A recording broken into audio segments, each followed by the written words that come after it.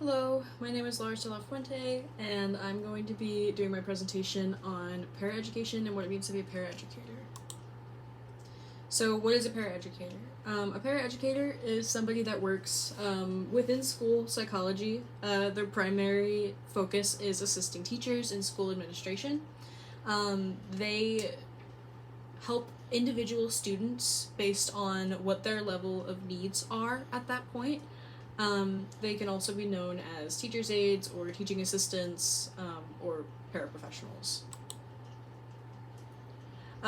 Like I said before, their primary purpose is to assist, whether that be the teachers or the students or the parents of those students, to keep them in the know on what's happening in the classroom and what's happening with their students and how far along they are in their education.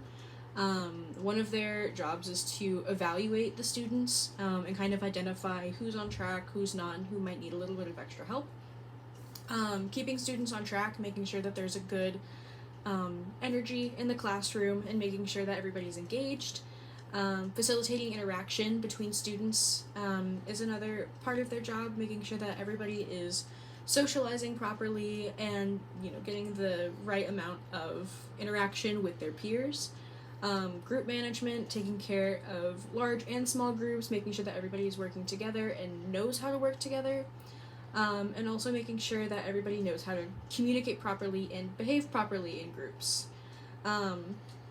Outside of these tasks, certain paraeducators, kind of what I'm talking about today, are more involved in the special needs aspect of paraeducating, and more so helping students who have learning disabilities or behavioral issues. So this aspect also requires paraeducators to be relatively in the know about each student's individualized IEPs and their needs based on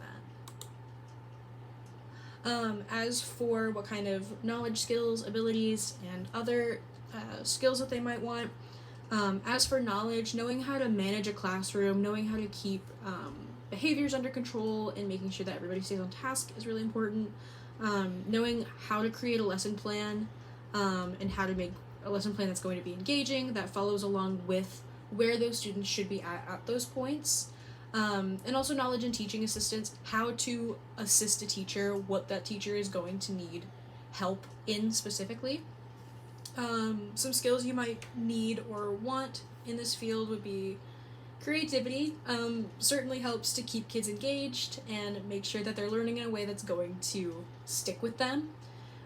Positivity, a lot of paraeducation can be very difficult. A lot of it comes with taking care of classroom situations and de-escalating situations, and keeping a positive attitude with this can really help both the teacher and the paraeducator and the student as well. Organization, as with everything, making sure that you have a really organized system in your classroom and in your personal work. Keeping data management was another thing that I saw in a lot of the research I was doing here. So organization would be very helpful, as well as patience. Like I said, with positivity, a lot of the work that's done in paraeducation is has to do with behavior, so being really, really patient is extremely important. As for abilities, like I mentioned, I'm kind of talking about this because of the special needs aspect of this, so knowing how to assist students with disabilities is very important. I think that whether you are specifically working in special education or not, if you're working in education in general, you should have knowledge of disability assistance. So it's very important. Behavior management, knowing how to de-escalate a situation, knowing how to keep a situation from getting to the point of it becomes a huge issue within the classroom, and knowing what signs to look for in behavior issues, as well as language services. This can kind of go in line with disability assistance. Understanding sign language is very much needed in the education field, as well as knowing other common languages like Spanish. As for further education, this field doesn't really require a lot of education. You can be a paraeducator with a GED. However, this is a good field for psychology students if you're graduating with a BA in psychology. A paraeducator position might be a good option for you for the purpose of working with students with special needs. But outside of that, a background in childcare would also be helpful in being knowledgeable on childcare as well as special education, like I've been mentioning.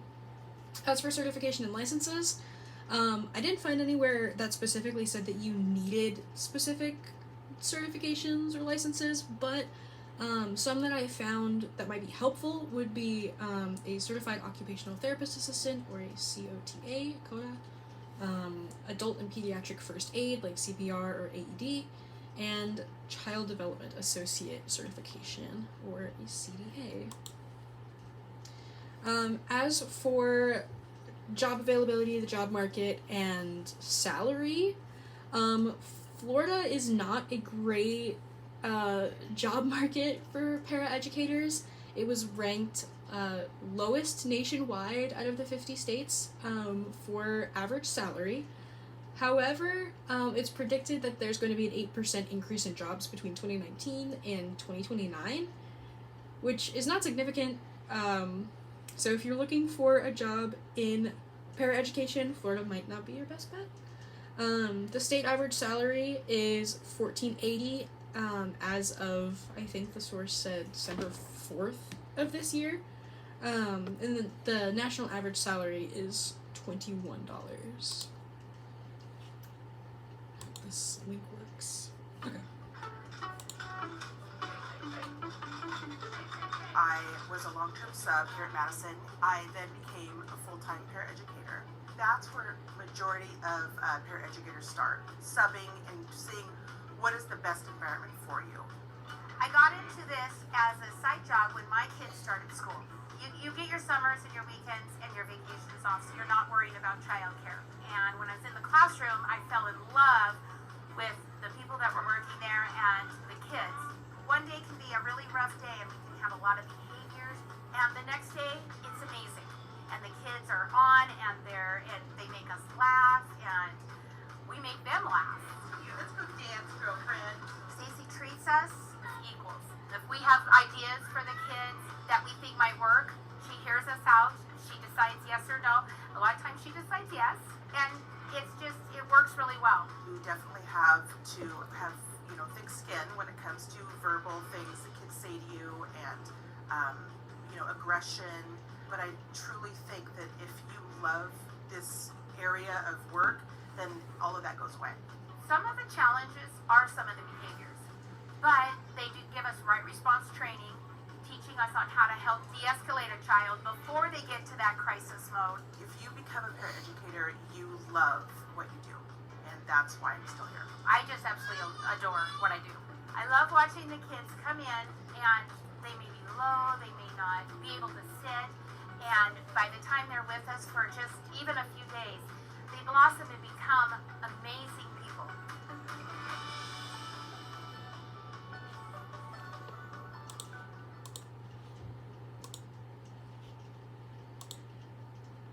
These are the sources that I used, and that is the end of my presentation. Thank you very much.